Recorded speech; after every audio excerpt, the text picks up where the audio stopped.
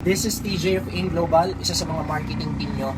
And maraming salamat sa panonood ng video na to. Gusto ko pag-usapan natin today kung paano mo marireach yung long-term goal mo. Maraming tao na ang nangyari sa kanila, gusto nila ma-achieve yung long-term nila, kaya lang hindi nila naintindihan na ang way para makapunta ka dun sa long-term ay nagsisimula sa baby steps. Ang sekreto para ma-reach mo yung long-term goals mo, kailangan i-divide mo ito into monthly, into weekly, and into daily, every hour, and every minutes.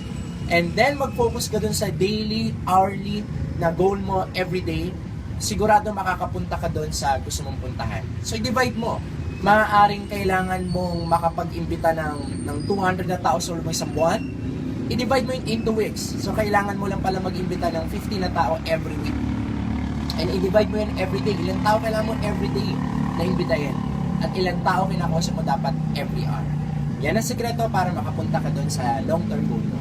Again, this is TJ. Nandito ako ngayon sa Tagaytay.